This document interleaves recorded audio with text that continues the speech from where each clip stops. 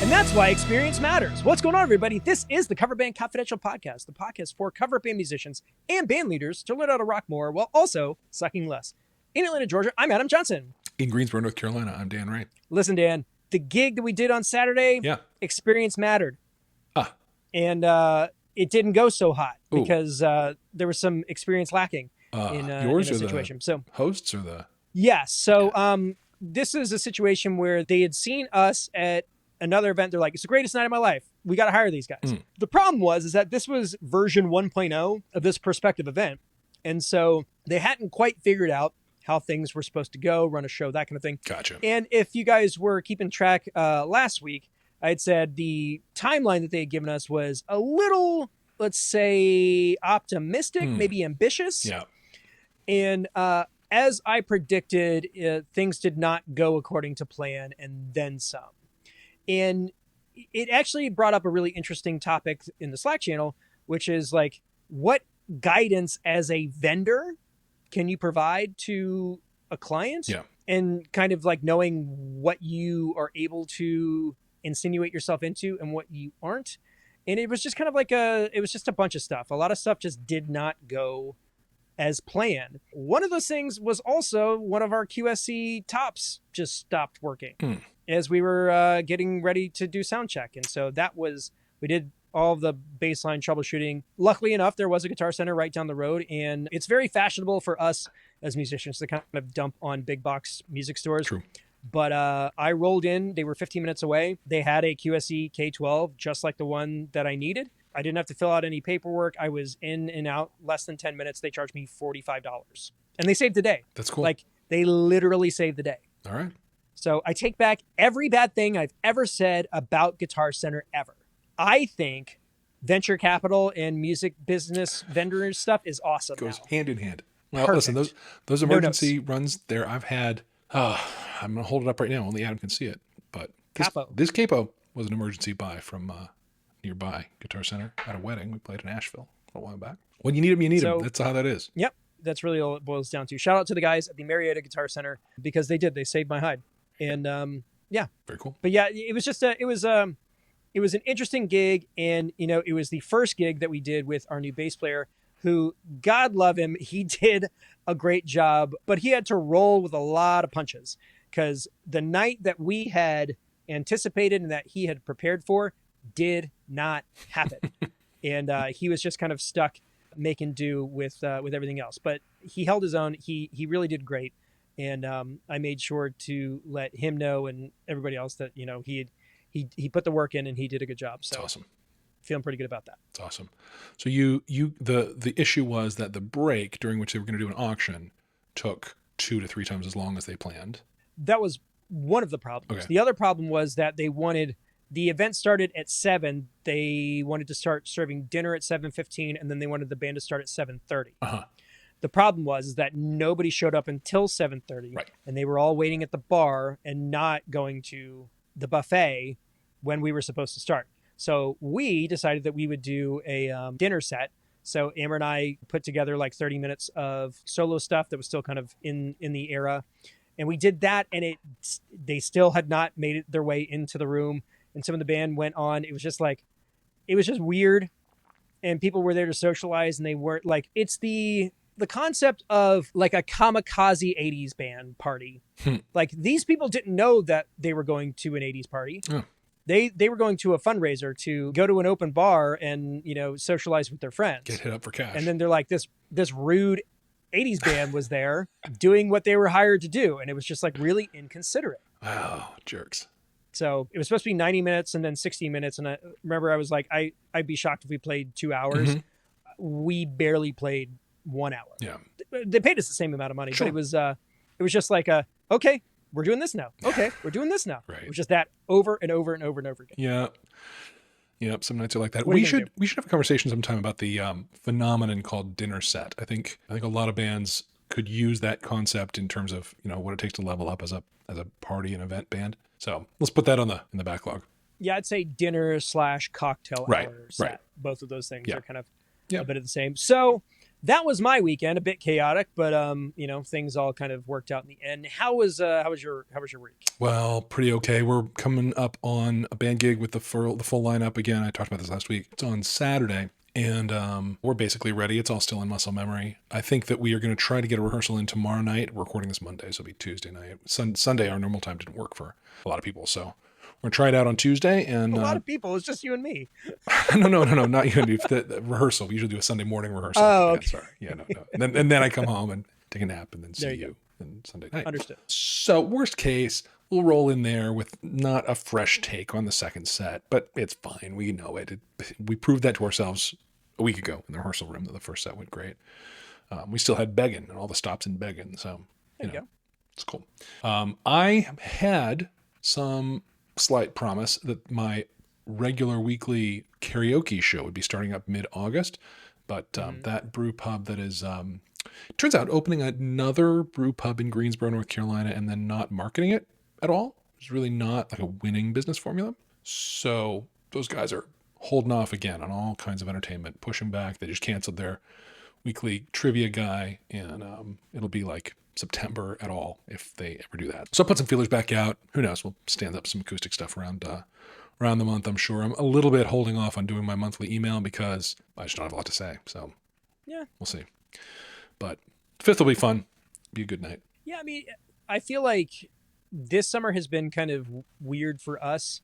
And I haven't necessarily minded because it's, there's been a lot of family stuff. And so, being able to travel and not feeling stuck has been kind of nice. And I feel like at the moment, we're kind of at this precipice where I really want to start kind of being a bit more ambitious with our public outings. And so there's just been some movement business-wise in our world that I'm really kind of considering swinging for the fences on a couple of things. And so we're looking at this October date, which could break really big for us in the coming weeks. And then I'm already looking out a bit further into next year with some other stuff, which could be really fun. And I think for us, it requires rolling back on performing and really kind of ramping up rehearsals, because there's a lot of stuff that we need to do. First off, we've got a green bass player that we've got to break him in with more material. So he joined a band, but he didn't. He joined like 4 bands. You know what I mean? Yep. So he's got enough 80s stuff, but now he's got to get the 90s stuff on board, and he's got to get some of the top 40 and 2000s pop punk stuff also. So, he's still got a bunch of work to do, and we should be willing to, help him get to that point and take that time to just kind of tighten stuff up. And some of that stuff will kind of follow back on when we get into the main topics. Yeah. All right. So in other news, I just found out that we are actually the 158th greatest music podcast in Canada this week. Top 200. All right. Top 100 and top 160. Top 160. I mean, I don't know, however you want to slice that by. Yeah. We get these alerts, and sometimes it's like the Netherlands or Denmark or Ireland or Ghana. Yeah, right. This week it's Canada. So for all of our Canadian listeners Canada. and watchers, thanks so much. Yeah. You guys are what this podcast is all about. Have a poutine on me. Yeah. Thanks, buddies. And shifting gears, let's get into review time. This one came in over this past week, and it's a 5-star review from Missed the Messenger. Let me tell you just what I love about this review. We said, tell us anything to say. We'll plug you, no problem. And this is the first review I feel has really taken us up on that, and I love it. Well, there was that one crew, I can't remember if they were English or Irish, where they wanted us to say like the tagline so they could put it in their promo. Yeah. So this is a similar kind of situation. Yeah, and I love it. But I'm really excited about this because, this is a networking thing, for relevant networking activities. Right. But here we go. Miss the Messenger, 5 stars, Apple Podcast, a must listen for anyone in the gigging musician world. Found this pod a little while ago and have basically gone back and listened from the start. Let me say this. I've been active in the cover band world for over 20 years and playing in bands almost 30. I work in live sound / event and show production, sound, lights, video, LED walls, etc. for a living, and play in a band called Second Echo Presents Class of 95. Second Echo is the singer's original project for live gigs. I either play bass or rhythm guitar as needed, and we added a cover side to it because, money. We are a 90s rock cover band, and I have my own project, Miss the Messenger here in Vegas. So this is one of our Las Vegas listeners. Yep. I've always ended up managing the bands I'm in and or doing sound while playing and singing. I've really enjoyed listening to this pod, and while some might think, been there, done that, the information and scenarios on the show are extremely helpful, and I really appreciate the two different hosts having some differing thoughts, but joining in a helpful conversation about the topic. I regularly chime in on the Facebook group, and this is where it kind of rung a bell for me. Usually when the discussion has been around sound-specific stuff, as a professional industry, sometimes I think the hobbyist language can leave room for misinterpretation, and I'd prefer to speak in specifics so that noobs are not led astray. And would love to chat on the show, so maybe we'll pull them up. Yep. I wait each week for the Spotify blue dot to appear so I can enjoy another episode. Usually on my way to a gig around Vegas, we do live band karaoke on Fridays on the Strip, and I mix a band on Wednesday nights at a different venue on the Strip. And I really enjoy Adam's videos, TikToks, and Dan's no muss, no fuss approach. Keep up the good work. Had to come over to Apple Podcasts to follow and review because Spotify doesn't give you the option. Worth the effort. Appreciate that. So big thanks to Miss the Messenger for literally like going beyond his normal route of consumption in order to leave a 5-star review. That's right. It was some muss, some fuss. Yeah, absolutely. Yeah. If you want your band or your skills and job stuff spread all over the podcast world, leave a review. Let it rip.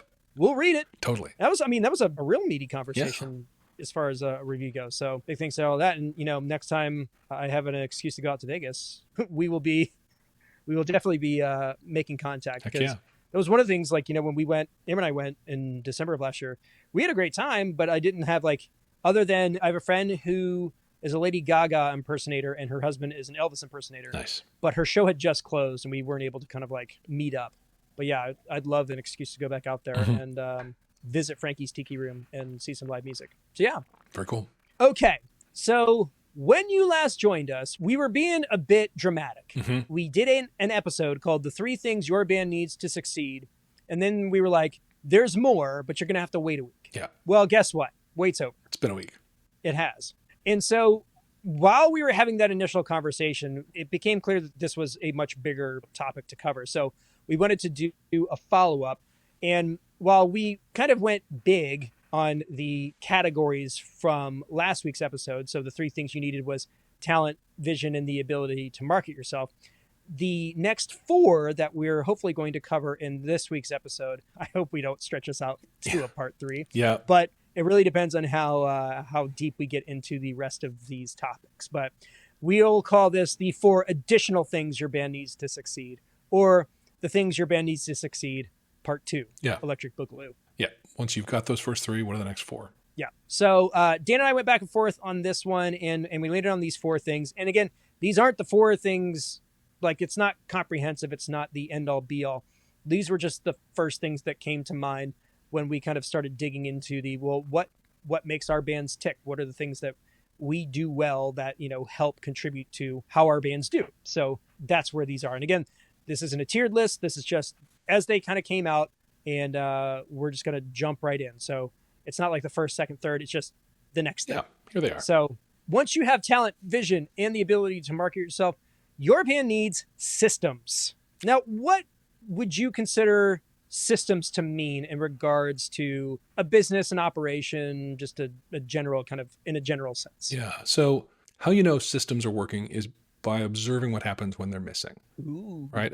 An organization that doesn't have systems is constantly figuring it out on the fly. It takes a ton of attention, energy, effort to get anything done because there's no practice, process, way to do it in place. And the experience is always one of scramble, panic, unpreparedness. Systems are the thing in a business organization that prevent that experience.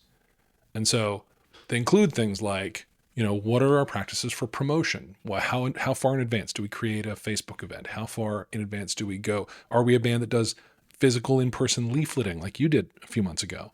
And what's the timeline for that? And what's our practices around that? And who do we talk to? You mentioned before we hit the record button that you did your standard client, thank you so much, follow-up.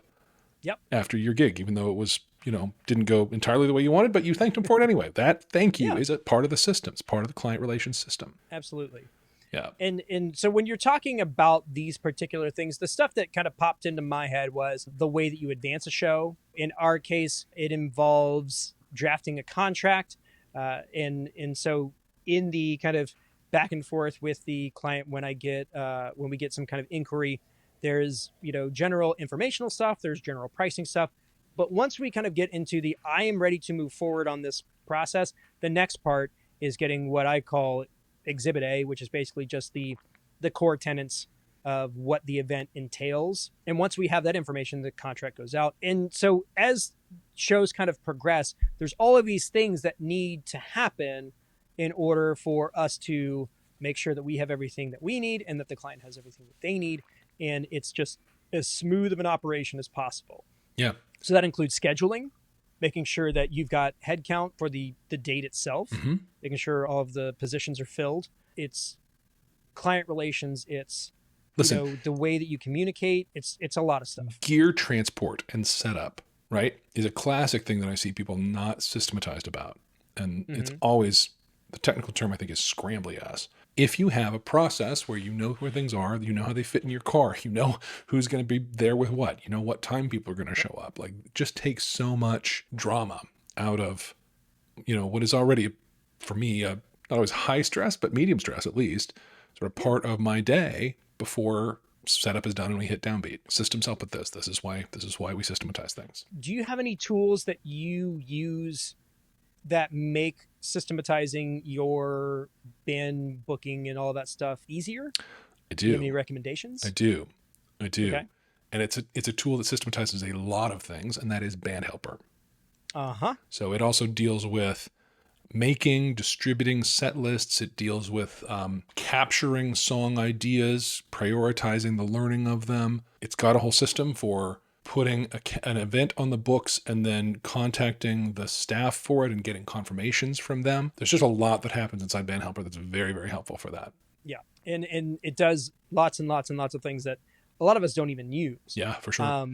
Arlo put out a survey a while back that said, the developer of it, who I've had pretty frequent contact with over the years, he had a feature idea that was, what if I turned on location broadcast on your device on the day of a gig? So that the band leader can look on a map and see where the hell everyone is.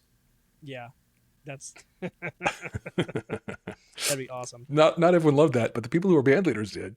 Yeah, for sure. And outside of Band Helper, there's also just like project management tools that I've used a lot. Trello is a free service. It's a freemium service. So you can use their free tier, but it's a great way to visualize the status of a booking. So what you have is these vertical columns, and it's basically these steps or the process in which the booking has to go through.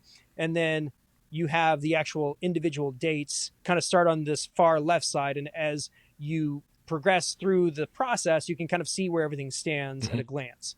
So let's say you're looking at 6 months, 12 months, just like in a single window, you can see where everything stands, what needs to happen, what you need to follow up on, and whatever the next right step is. I've used that a lot previously. I kind of fell out of it, and when we've had different people running these operations, everybody has the tools that they prefer, but it's a great resource. It's free. Trello, TRELLO.com. Go check that out. Software people know that's an implementation of a thing called Kanban, but they probably also know Trello, so they don't need me to tell them that. Yeah. And it can involve a lot of other things. It could be the workflow that you use to build backing tracks. It could be the way that you onboard new material. Does it involve getting in the room and cranking stuff out? Does it involve sending out learn tracks from karaoke version to all the players so that they have something to shed on? It's just all of the stuff, all the behind the scenes things, to me, it's the elephant eating of the operation. It's the menial tasks that you have to do over and over and over and over that feel like an absolute soul-sucking exercise, but once they're done, feel absolutely worth all the effort. Well, and to loop back to where I started on this topic, how you could use a system is because the experience is you're always behind the 8 ball, you're always catching up, you're always scrambling. Those are places where some system is needed. And so that's your hint. That's when, as a band leader, a band person, guy who shows up with the guitar, just anywhere you feel like it takes more work than it ought to have it together, look to what you could systematize. Well, I think that's a good way to kind of look at it. Because if you are in a band and you have this intrusive thought that's like, man, I wish man, I wish it. Yep. That's typically where systems are missing. Yep. And those are things worth focusing on in order to figure out how to get systems in order to make those things less of a pain in the butt. Why is it always? Why is it never? These are hints. Absolutely. So if you have any questions about like what systems look like, or if you want recommendations on how we set things up, or you want to kind of like, I don't know, figure it out from other bands, I mean, the Patreon is a fantastic place to go check that out, because that Slack channel, we talk about this kind of stuff all the time. You know, I mentioned a system in passing earlier, just a few minutes ago, that really is valuable for me, and that is the specific layout of gear in the back of my car. Mm-hmm. Right, I can glance in the back of my car, see that I have everything. Right, and when I changed cars and had a different shape in the back of there, and things changed, like it messed me up for a while because my system was needed catching up with the physical space. But that particular Tetris of my gear in the back of the car is a system, and it helps me know, like, I don't have to count speakers. I know that I have them all because there they all are, and I know exactly where to look. Yeah, that back section of the Suburban is literally just, it's dialed in. It's totally. Back left corner is the Pelican with all the cables in it. Right in front of that is the front of house rig. Then it's the two subs stored flat side front. Yes. Because they're shallower that way. And then the tops are stacked in front of that. And all of that can fit in that back area behind where the seats go. Yep. And then you can just kind of take like the little negative space here and there, and you can stick a mic stand here and a guitar there and a pedal board here, and when you see it, you know it, and you can just at a glance know this is what I've got, this is what I'm missing. Yep. Super helpful stuff. So the next thing that your band needs to succeed is contacts. And contacts can mean lots and lots and lots and lots of different things. Yep. Not the ones in your eyes. Nope. But those might be helpful too. Yeah.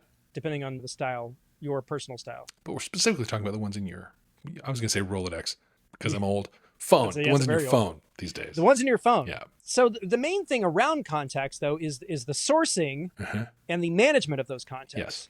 And, you know, there's a lot of different ways of going about accumulating those things. Now, you have been a huge proponent of the gig hunting, where you literally scope out a spot and you go into a place and you've got a particular set of creative that you take along with you in order to accumulate what I would consider cold leads. Largely. You know, typically. Yeah. So I walk into a venue that I know does live music on a Saturday afternoon, and I be a customer first. I order a drink, and then I ask for the manager, and usually they're around on a Saturday afternoon. And I come with material to share, one sheets, or I once experimented with my iPad in my bag that was loaded up with performance videos that I could show. Yeah. That was pretty effective. And I walk away with the contact at least, and quite often I walk away with a booking. There you go. Yeah. But that's only one thing. You know, listen, I think I shared this with you. I went to a karaoke, like a DJ karaoke thing the other night with a couple of my acoustic karaoke regulars, who it turns out cheat on me with karaoke folks all around town all the time. Karaoke whores. What are you going to do? Yeah. But I honestly think it was the first time I've ever been to a DJ'd karaoke like a civilian. And, really? And it was fun. It was really fun. The room was busy and good, and a lot of good singers, a lot of poor singers. And that's how that was. I did, Lovely Day, Bill Withers, which is a common opener for me. And then my friend Diane and I did, Shallow, Cooper and Gaga. Here's the thing. If I was interested in finding a singer for my band, man, would I be trolling the karaoke nights. Because there are some people there. I told you, like when we did that last karaoke event, there was a couple of like ringers in there that I got some phone numbers because I could use that kind of kind of people. Yeah, for sure. 100%. For sure. Yeah, there's some people who could had good stage performance, stage presence for whatever degree it was in the corner of the bar, but they were there. Amazing voices, some of them. Yep. Yeah, it's very cool. So we just talked about what a cold lead is. Yes.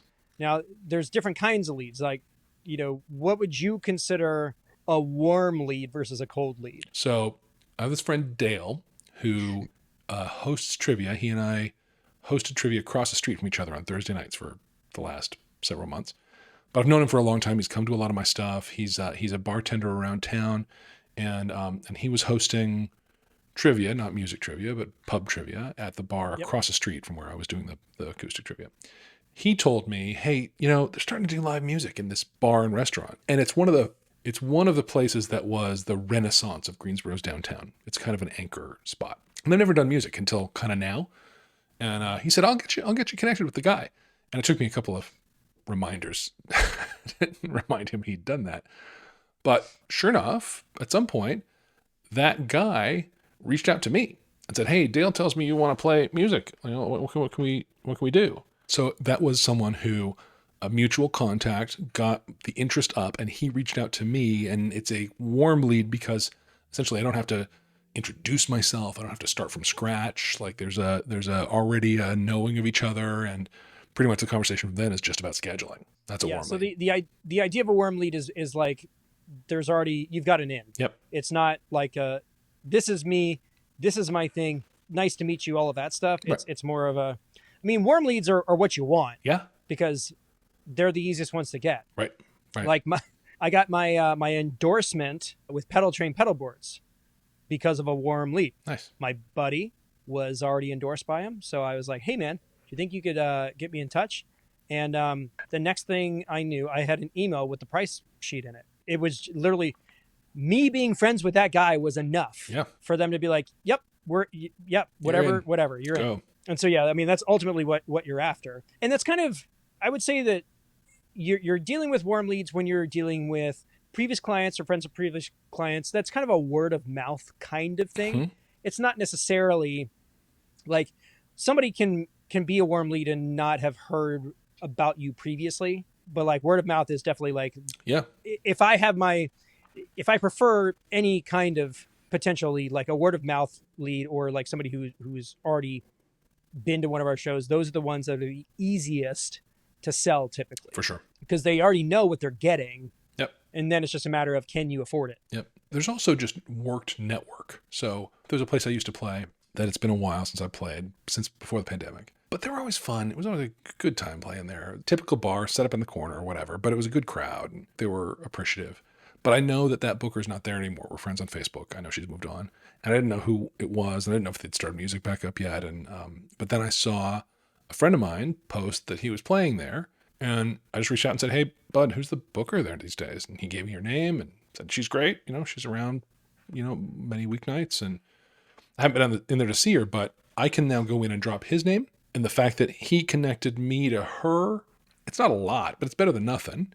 I'm dropping names that she knows are in the industry. So she knows that I'm connected to the industry. That's like a step up from some cold dude walking in. So that kind of networking by can association, be by association. Exactly. Yeah. So, it's better than nothing. It's not maybe a lot better than nothing, but it's better than nothing. Actually, funny that you mentioned that. The guy who got me that endorsement, the name of his high school band was Better Than Nothing. How about that? Were they? They were. Okay. Good. I filled in with them on a couple of gigs and it went pretty good. He's got gold records now though, so it's just a little. So now he's a lot better than nothing. Yeah, it's a funny little footnote for him, but that's one of my favorite things is anytime he has something cool going on, I post an old picture of the two of us like in high school looking like total dinguses. Right. Keeps us both honest. Yeah, grounded and humble and such. Yeah. So the other thing about contacts and networking is that you do have to kind of maintain those channels. Yes. Because like you were saying, I really liked playing at this venue, but the person left but maybe they went somewhere else. And that gives you the ability to then ingratiate yourself at the new location because you already have an in there. And like you had also mentioned that the existing venue, I used to work with so-and-so. And so I've already played here before, even though you may not be familiar with what we do. That's right. But, we've already been in this spot. Nice to meet you. Yeah. No, that's certainly true. I can drop two names, right? Ginger used to book me here. My friend Danny told me you were doing this thing here now. And yeah, that's absolutely right. Absolutely right. And so for her, she's going to, when I say that, she'd be like, oh, here's somebody who kind of knows the deal around here. He knows that we're a venue that goes till 2. Yep. That's the only reason I haven't been in there to see her, frankly. That's fair. But I'll probably get over that at some point.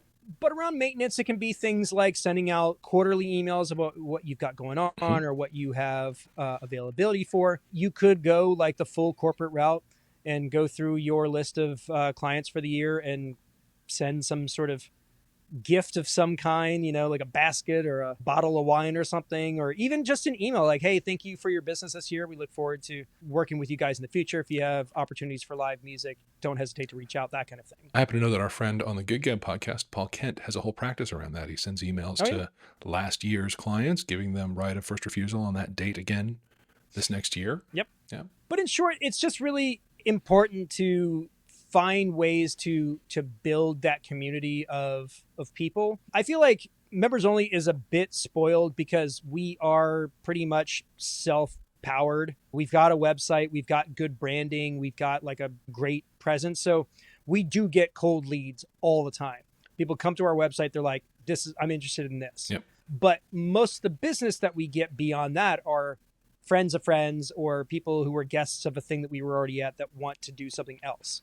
So maintaining those things is really important. And it's also important to be sociable at shows and talk to people, because those people, you should look at every single person in an audience at a public date and consider them prospective clients for future dates. Yep. We've got 2 weddings lined up for next year because we were playing events that people came to. They weren't the clients, but they saw something that went, I want this kind of energy at this thing coming up. And so we need to follow up. So that stuff's super important. Yeah. I think the other thing, probably my last note on this item, is that I treat audience members as contacts, right? I've done a lot to drive attention to my mailing list and have people sign up for that. We're around 350 signups on that now. And I use a CRM, customer relationship management and email management thing called MailChimp that I've actually outgrown the free tier of. I'm pretty proud of that. So that's a way that I get the word out about my events that really has shown a lot of impact. People turn up that I know came to a thing 6 months ago, and they're there really only because they saw an email from me. And we can track opens, we can track bounces, we can track link clicks, whole thing. So yeah, that's a kind of contact I think a lot of bands and solo folks don't really pay enough attention to, and I'd like to see people doing more there. Systems, yeah, that too. I have the capture and contact of those contacts systematized. In a pretty great way. Very nice. So the last thing, we actually made it through the whole thing. Uh-huh. No cliffhangers this week, you guys. Well, maybe an invitation, a big invitation. For sure. All right. Next on the list, do you want to take this one? Sure. So next up we said is creative. Now that's a term from the marketing world. And what it means is created marketing assets. It means assets would be another word that you assets, another word for it. So things like a logo, things like promo materials, things like bio copy, all of which feeds into stuff like one sheets and social media posts. And, it's the stuff that you've got in your pocket that you can rely on to just pull out and fill space on a flyer. Yeah. That you've every band I've been part of where I've been part of the marketing effort, there's been a period of time where we didn't quite know who we were yet. We had the vision, we established that, but how to talk about it was not quite gelled. And so for a while, every flyer got new copy. The website got revised a few times if we remembered to, but ultimately we gelled down to like a strapline that said who we are and a logo that we liked and a couple of paragraphs of copy that worked well. And then we were able to generate a bunch of things off of that, the Facebook posts and the Instagram stuff and all that stuff fell out of a library of creative that took a while, but we eventually gelled around it. Yeah. And it can be a lot of things, but like the main idea is that you have these kind of pre-existing components that you can then just kind of like patch together to make whatever it is that you need. So not just a logo, but like a PNG logo with an alpha channel that you can just lay on top of other stuff. Yeah. A version with a transparent background, a version with a white background, a version that works on black. So maybe it's inverted or the colors are changed up some. Yeah, you got to think all these things through. Yeah. So like for Members Only, we've got our primary logo is that MTV style logo with the checkered pattern. And we've got a version with white lettering. We have a version with black lettering. We have it on transparent background. We have it on, and then we also have different versions of the MTV logo with different patterns. We've got like one that's kind of like that Memphis style. We've got one that's just a bunch of bananas. Like there's different components for different reasons, but it also includes things like, we're an 80s band, and I make a lot of animated stuff for like reels and just promotion, because moving stuff is more compelling. You see it in your timeline. It kind of jumps out at you. So there are these companies that sell these stylized packages for 80s style content. So there's a company called Pixel Film Studios that does a lot of these really cool stylized templates for vertical video and, just normal widescreen stuff that we utilize all the time to promote upcoming shows. And I'll say this, I kind of alluded to a thing that might be going on later on this year that Creative 100% sold the prospect on. Yep. Because I was sending an email about another thing. They had reached out to us about something unrelated to this deal, but I had this existing artwork from a previous event, and I was like, hey, we're looking to do another one of these events. Would you be interested? And just off of the artwork alone, they were like, let's talk. Yeah. It's crazy. Yeah. And I posted today on my Facebook account, because we used to do an event called Fanny Pack Friday, and the logo looks like the Saved by the Bell logo. And it's just a thing that I'd put together. But like now, if I want to go to a venue, it's like, this is the thing we want to do. This is what the branding looks like. Are you in or are you out? It's so much easier to do when you have those assets available, and it's just that you can just use them to your heart's content. Yep. What do you use for graphic design? I like Pixelmator Pro. It's basically like a Mac's take on Photoshop. Mm-hmm. It's cheaper. It's way cheaper. It's not subscription based. It can't do all of the things that Photoshop can do, but it does a lot of them. And for the most part, it does what I need it to do. Before that, I used Pages for like almost everything, which is, again, that's another Mac program, but it's a free word processing program. But it also it's really good for design if you know what you're doing. Yeah, page layout for sure. Yeah. Yeah. So like all of our logos, all of the podcast episode thumbnails, like all that stuff, it's all done in Pixelmator Pro. All right. I'm a Canva guy myself. Yep. And Canva's great. Canva's great. I have a subscription to it. The full bird version of it now includes some AI photo generation stuff, so that's interesting. And the beauty of Canva is that it thinks in terms of creative assets. It thinks in terms of libraries. So it's got branding libraries. You can set up different organizations that have different sets of logos and art and background and colors that can then, when you start a new project from within that organization, it comes to life with your color scheme all set up, and it's really well thought through. So yeah, it's also got like automated. It's got like social media management. Like you can schedule posts and things like that through it. I've heard. I haven't done that out of Canva, but it certainly has templates that are all the right sizes for everything. If you need a Facebook event cover, you can set up a template that's exactly right pixel size, and off you go. And it's pretty smart at resizing existing designs. Mm-hmm. So I can take a design that I built for. I took a design I built for a extendable poster, a banner thing, right, that stands up really tall and is narrow and tall, and I turned it into a Facebook event cover, and it like found a way to do it that was pretty aesthetically okay. I tweaked it some, but because I liked all those things, I just wanted to. I knew I'd need to fiddle with it, but I needed a lot less fiddling than I expected. It was pretty amazing, actually. Nice. Yep. So Canva's I'm a fan of Canva. Canva's a fan of me. Yep. I have it. But there's a lot of tools out there. There's GIMP. If you don't want to pay for anything, it's open source. Well, I mean, it works. It's useful. It works. Yeah. It ain't pretty, but it does get the job done. Works. iMovie, if you're on a Mac. Sure. And the same thing with like audio stuff. Like you can use Reaper and all that. Audacity. Those are both free. Yep. GarageBand's free. There's a lot of free resources. It's just a matter of kind of like getting in there. And everything that I know about graphic design, I learned against my will because I had something I needed to get done. And I had to figure it out. Yep.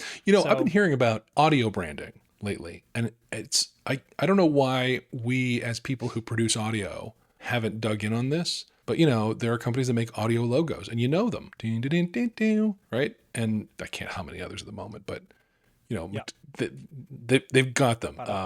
Netflix, right? The sound Netflix makes when it opens is an audio logo that is very, very distinctive. You know it when you hear it. Be interesting to see a band really trying that audio logo thing, because I don't know. I don't think it'd be too hard. We have a lot of audio to draw from. In some of our promo stuff, we use the sound of a Game Boy booting up. The ba-ding. Okay. It's been a while since we've pulled it out, but it is one of those. Like I've got like a little folder of little doodads. But if you look at some of our older promo, when the logo pops up on the promo video, it goes ba-ding. Nice. as that showed up. But like, yeah, I mean, there's no right or wrong way to do it, but it's important to put the work in. And that work doesn't necessarily involve you doing all of this stuff. Right. Your previous group, you hired somebody to draw your clanky Lincoln. It's true. And our MTV logo was my concept, but I hired a friend of mine to do it because he could do it and I couldn't. Right. I did a blog post on that where I showed like my mock-up of it and how terrible it looked in comparison to the final product. Yeah. But yeah, well, sometimes the brief I gave to my comic book artist friend about Abe, the Clanky Lincoln, was like, he's a broken down animatronic. He should be standing there like, ugh. And then what he gave me back was this jumping, leaping, dancing Abraham Lincoln with gears flying out of him. And it was so much better than my concept. Like, oh yeah, light years better. So yeah, a real artist who can really think these things through is a valuable thing to, and it was not expensive. I mean, yeah, I paid him $150 or something. Yeah, I mean, a local artist did all of the Coverband Confidential artwork. Yeah. And I think I paid $250 for, yeah, I mean, hand illustrated stuff. It was great. And if you don't have a network of artists that you know, Fiverr is a great place to look for stuff, because you can literally go, I'm looking for this in the style of this. Just people just pop up. Yeah. And, most of them aren't $5, but you can still get really good work off of that platform. You do have to take some care. There are a lot of people who are reselling, Canva templates. Sure. But samples that look like some actual thought was put into them are an important part of that pitch. And the characters of the two of us that have made it into the branding of the stuff they're cool. They work. Yep. So yes, creative. Get some, make some, hire some out. Yep. So the last thing you need, and this was actually the one that I came up with because it's something that I don't think enough of us consider or leverage. Yeah. So I felt it was worth mentioning, and that's data. So as you are building the branding and the story that you are wanting to tell the marketplace, as you're kind of putting things together, a part of that exercise should be determining what your target demographic is. What is their age range, gender split? What is their income level? What part of town are they located in? Like all of these particular kind of descriptors that basically make up your ideal audience. The next thing you've got to figure out is, well, what in that population are those people looking for? What are they like? And sometimes you don't know. Most of the times you don't. But I have found more times than not that population hasn't ever considered it, and nobody's asked them before. Yeah. And so something as simple as reaching out to people that you know who kind of fit that target, they're a great source of information for you and the success of your band. So my example of this was when Members Only started gigging out, I was working for a very large organization that was based basically in Metro Atlanta. We're talking like 700, 800 employees. And I had this network of people that I worked with that came to a lot of our shows who happened to be who we were kind of trying to cater to. They were young professionals, mostly female. They were single. They, were consumers of nightlife and entertainment. And they were literally the people that we wanted to come to the show. Yeah. And so I felt like, well, they're probably a good bunch of people to ask. So I went on surveymonkey.com and I built like a pretty basic survey of the songs that we did currently and then some stuff that we were considering adding. And it was just checkboxes like, what are your favorite songs? And you just went through and checked that. What are some songs that were not on the list that you would love to hear, which was just a blank space for people to write stuff. And then what are songs that you don't want to hear? Another blank space. And I put that together in, 10, 15 minutes. And I sent it out to like 50, 60 people. And I got like 30 or 40 replies. That's good. Within like 7 days' time. And we were able to harness that data and use it to our advantage. It was a very advantageous thing for us to do. And it actually kind of informs how we advance certain shows. We don't do this all the time. But typically for private events, I send a version of that survey to the client just to kind of know what we're working with. Interestingly enough, I feel like the section that gets the most attention is the what do you not want to hear? Right. That's always kind of interesting to me because we've gotten some really weird like You hire an 80s band and they're like, know this, know that. We've gotten the No Michael Jackson thing right around where it was kind of like that documentary came out. Right. Like that was kind of a third rail artist. And yeah, I mean, there's just, people have preferences, and showing them that you are considering those preferences is just another level of professionalism that further ingratiates you with those people and help them see the value in what it is that you are offering as a product. Yeah. I one time had a corporate gig. Well, it was for a apartment complex that had some business stuff around as a multi-use kind of place. Yeah. And they had like this oyster roast, and it was January. It was cold. It was amazingly cold. And I had a great relationship with the woman who was managing it and booking it and everything. She was really fun. And she's like, you aren't one of those bands that play that funky music and brick house. And I was like, no, we're completely that band. We're absolutely that band. We're playing both of those songs, and you're going to love it. Your people are going to love it. Trust me. And she was like, oh, God, okay. And at the end of the night, she was like, yeah, all right, fair. It's kind of the Henry Ford thing. Yeah. People don't know what they want. Yeah. But sometimes it's still worth asking. Yeah. I did a similar survey kind of thing one time. We planned to do an all 80s show, and I did put out to our social media a survey that was like, what songs should we do? And had some surprises, but it was good feedback.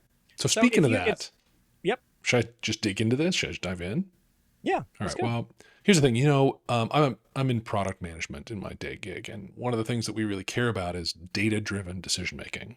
There's a lot you can do by gut feel, and I'm not discounting gut feel. It's powerful once you have a well-informed enough gut. It's the crucial thing. But one of the things we've never done as a podcast, and here we are coming up on episode 300, we've never done it, is to reach out to you and find out in detail what you think about what we're doing right, what we're doing wrong, what you'd love to hear us do, what you hate to hear us do, what big ideas you have that we ought to cover. So we are putting out the first Cover Band Confidential listener survey.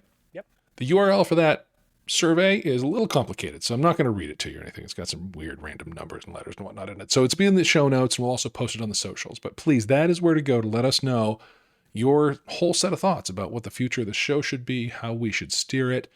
You are who we want to satisfy with this show. So we want to know how we're doing about that and what's working, what's not. So please come to the survey and give us all your input.